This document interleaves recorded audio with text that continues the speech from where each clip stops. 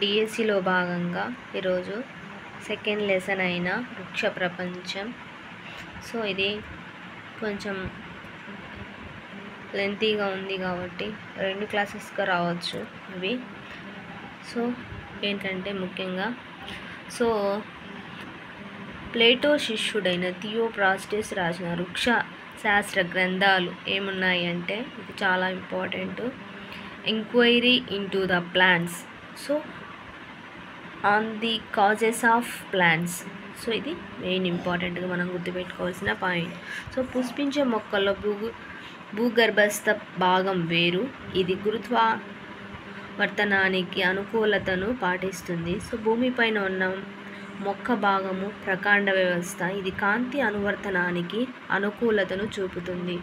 So ద్విదళ బీజాలలో పిండంలోని ప్రథమ మూలము ప్రాథమిక వేరుగా భూమిలోకి పెరుగుతుంది.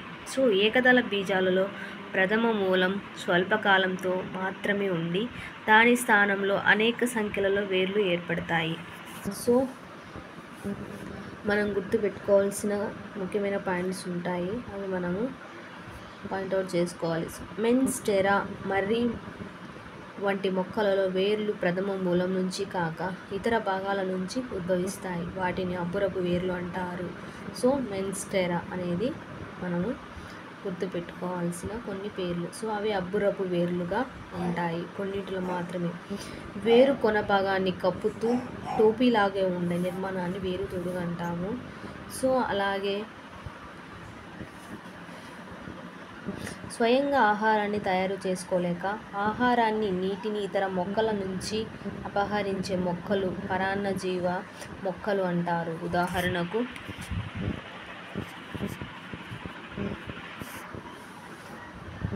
మనం కొన్నిటిని చెప్పొచ్చు. కస్కుటా రప్లేషియా పరాన్నజీవ మొక్కలు అంటే వేరే ఒక దానిపైన ఆధారపడి పెరిగేటువంటి మొక్కలు. సంపూర్ణ పరాన్నజీవులు అంటే నీరు ఆహార పదార్థాలు రెండింటిని కూడా గ్రహిస్తాయి. సో పాక్షిక పరాన్నజీవులు అంటే నీరు ఖనిజాలను మాత్రమే ఇతర మొక్కల నుంచి గ్రహిస్తాయి. ఉదాహరణకు విస్కం, స్టెయిగా, ఆ 2 ప్లాంట్స్ మనము గుర్తుపెట్టుకోవాలి. సో పిండంలోని ప్రథమ కాండం నుంచి వృద్ధి చెందే మొక్క యొక్క భాగాన్ని కాండం అని చెప్పాము. సో కణుపులు కణుపు మధ్యమాలు కలిగి ఉండడం కాండం లక్షణం. సో భూగర్భస్థ కాండాలు ఆహారాన్ని నిల్వ చేయడం మాత్రం కాకుండా పెరుగుదలకు ప్రతికూలతను ఎదుర్కొనే దీర్ఘకాలికతను చూపే అంగాలుగాను కూడా ఇవి పనిచేస్తాయి.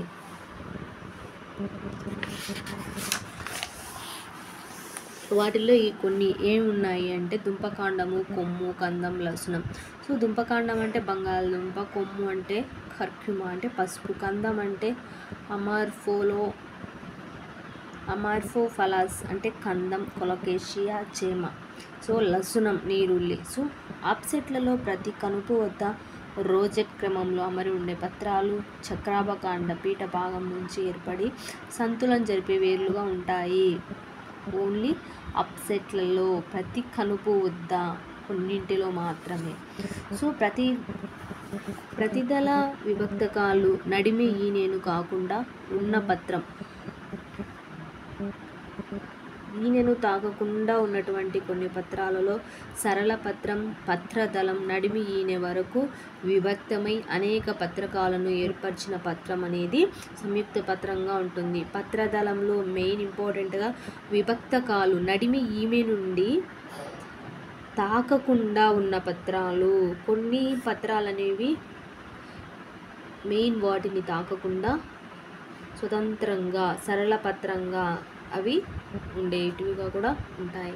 సంయుక్త పత్రాలలోని పత్రకాలు గ్రీవాలలో గ్రీవపు మొగ్గలు ఉండవు. కొన్నింటిలో అయితే పత్రకాలలో గ్రీవాలలోని గ్రీవపు మొగ్గలు అనేవి కొన్ని కనిపించవు. మనము కొన్నిసార్లు అబ్జర్వ్ చేస్తే పత్రాలని లీవ్స్ డిఫరెంట్గా మనము చూడవచ్చు. సో పిచ్చాకార సంయుక్త పత్రము వేపలలో కనిపిస్తుంది. వేప అనేది చాలా డిఫరెంట్గా పిచ్చాకార అదొకటి మాత్రం మనం డిఫరెంట్గా వేయగలుగుతాము.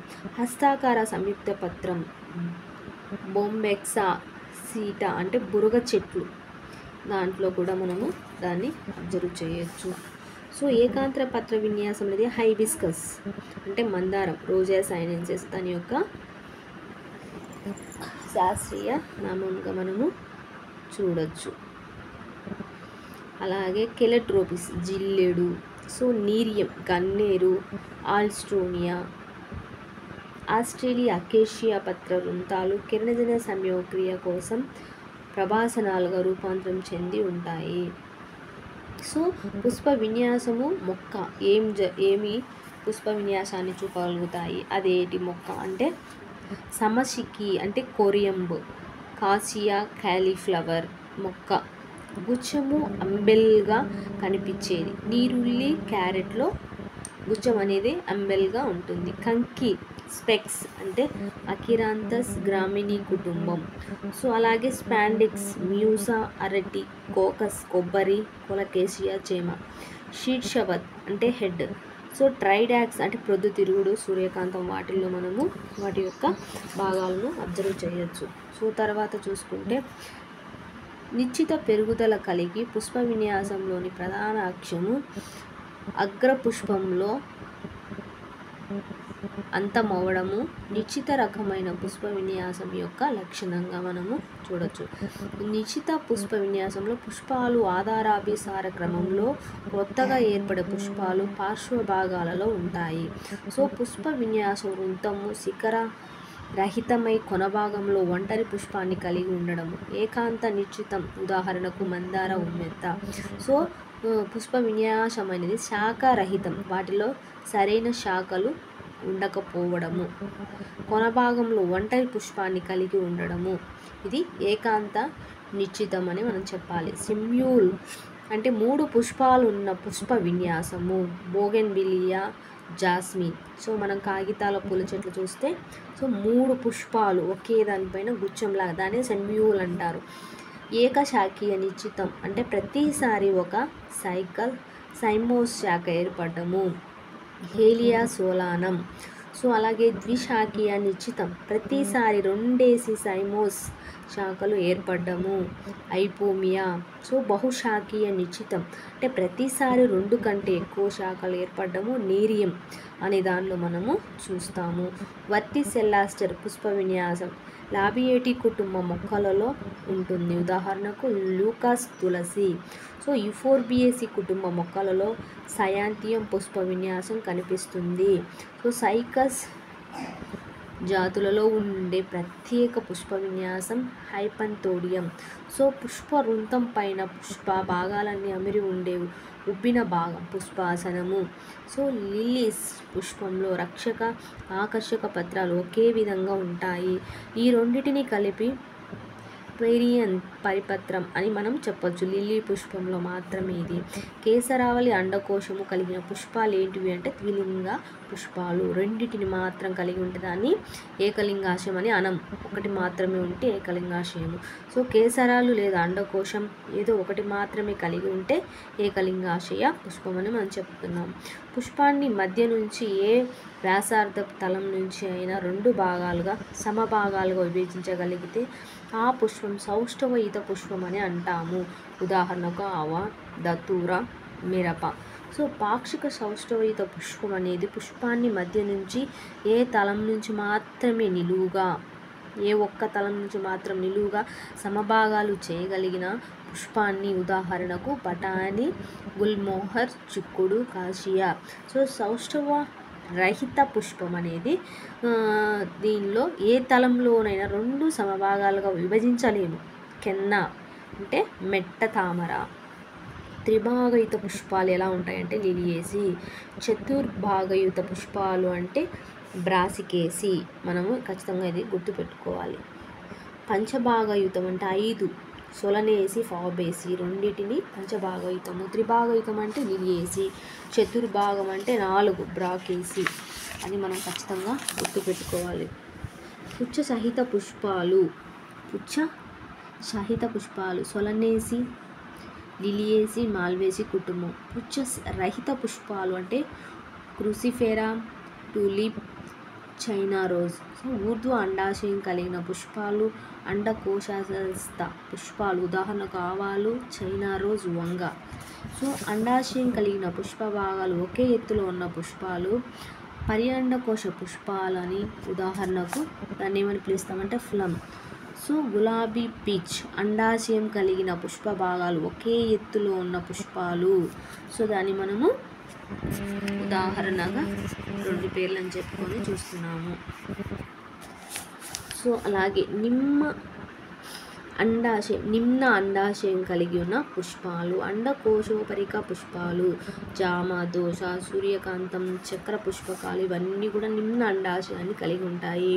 సో రక్షక పత్రాలు, ఆకర్షక పత్రాల సంయుక్తతను దతురగాని అసంయుక్తతను చైనా రోజ్ అని ప్రదర్శిస్తాయి. సో పుష్ప రచన మొగ్గ దశలో ఉన్నప్పుడు రక్షక పత్రావళి, ఆకర్షక పత్రావళి అమరి ఉండే విధానంనే పుష్పరచన అని మనం చెప్పొచ్చు.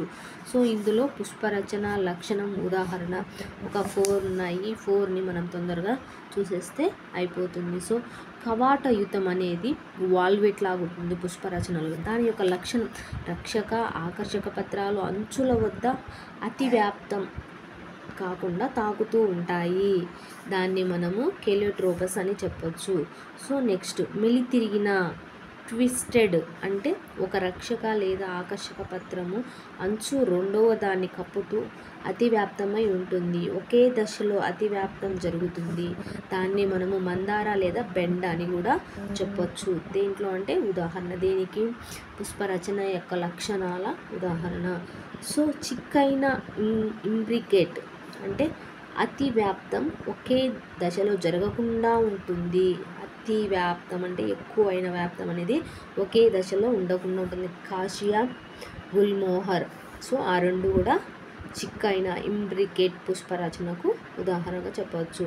వెక్సిల్లరీ పాపిలిలియేషియన్ అంటే ఇదొక అతి పెద్ద ఆకర్షక పత్రము 2 పార్శ్వ ఆకర్షక పత్రాలను కప్పి ఉంచుతూ వీటి బాహువులు మరీ 2 చిన్న ఆకర్షక పత్రాలను కప్పి ఉంచుతాయి. సో దీనికైతే మనము ఈజీగా తొందరగా అర్థం చేసుకోగలుగుతాము. ఐడెంటిఫై చేసేది చిక్కుడు, బఠానీ అతి పెద్ద ఆకర్షక పత్రాలు చాలా పెద్దగా ఉంటాయి వాటికి.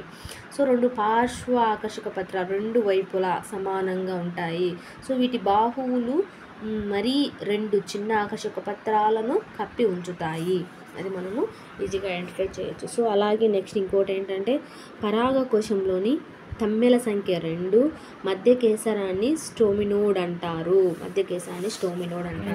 సో కేసరావళి రకము లక్షణము దానికి ఉదాహరణ. ఇందులో ఒక 6 ఉన్నాయి. తొందరగా చదివేసుకుంటే ఇది ఐడెంటిఫై చేసుకుంటే అయిపోతుంది. సో ఫస్ట్ ఏంటంటే మకుటదలో పరిస్థితము ఆకర్షక పత్రాలతో సంయుక్తమైన కేసరాలు. సో ఆకర్షక పత్రాలతో ఉండేటి వాటిని మకుటదలో పరిస్థితం అంటారు. దానికి ఉదాహరణలుగా ఏం చెప్పచ్చు అంటే దతూర అండ్ వంగ. పరిపత్రో పరిస్థితము అంటే పత్రాలతో సంయుక్తమైన కేసరాలు కలిగి ఉంటాయి. సో దానికి లిల్లీ ఎగ్జాంపుల్ మనం గుర్తుపెట్టుకోవాలి. బహుకేసరయుతం అంటే కేసరాలు స్వేచ్ఛగా ఉంటాయి. సో వాటిని తామర, గులాబీగా మనము ఐడెంటిఫై చేయాలి. ఏకబంధకయుతం ఉండడం అంటే కేసరాలన్నీ ఒకే పుంజంగా సంయుక్తమై ఉండడం. సో దాన్ని ఏమంటారంటే మందారంగా మనము గుర్తుపెట్టుకోవాలి. సో ద్విబంధకయుతము అంటే 2 పుంజాలు సంయుక్తమైన కేసరాలు. సో బహుబంధకము, ద్విబంధకము కొంచెం డిఫరెంట్ ఉంటుంది. 2 పుంజాలుగా సంయుక్తమై అంటే 2 కంటే ఎక్కువ పుంజాలుగా సంయుక్తమై ఉంటే ఈ 2 ఈజీగా మనము తెలుసుకోవచ్చు. సో ఒకదానికేమో బఠానీ ఎగ్జాంపుల్, ఇంకో దానికేమో సిట్రస్ ఎగ్జాంపుల్గా మనము తెలుసుకోవచ్చు. సో ఇందులో నెక్స్ట్ ఒక చిన్న క్యాలిక్యులేషన్ అయితే ఉంది, చూద్దాము ఫాస్ట్గా. ప్రతి ఫలదళంలో పీఠ భాగంలో ఉబ్బిన అండాశయం మధ్యలో సాగిన నాళం వంటి కీలం కొనభాగమయ్యి కీలాగ్రంగా ఉంటుంది. సో అండకోశం 1 లేదా అనేక ఫలదళాలతో ఏర్పడి ఉంటుంది. సో సాల్వియా బ్రాసికా అంటే ఆవాలలో కేసర దండాలు వేరువేరు పొడవులలో ఉంటాయి. సో అండాశయంలో అండాలు అంటుకొని ఉండే బల్లపరుపు దిండు వంటి భాగము అండన్యాస స్థానంగా ఉంటుంది. సంయుక్త ఫలదళాలు గులాబీ తామరలో కనిపిస్తాయి. అసంయుక్త ఫలదళాలు గులాబీ తామర. సంయుక్త అంటే ఆవాలు, టమోటాలో. సో ఫలదీకరణ అనంతరం అండాలు విత్తనాలుగాను, అండం ఫలంగాను అభివృద్ధి చెంది ఉంటాయి. అండాశయంలో అండాలు అమరి ఉండే విధానం అండన్యాసమని. అండన్యాసంలో ఉపాంత, అక్షయ, కుడ్య, పీఠ కేంద్ర, స్వేచ్ఛ కేంద్ర అని వివిధ రకాలుగా మనము దీన్ని ఐడెంటిఫై చూస్తాము. సో ఇది ఇప్పుడు క్లాస్.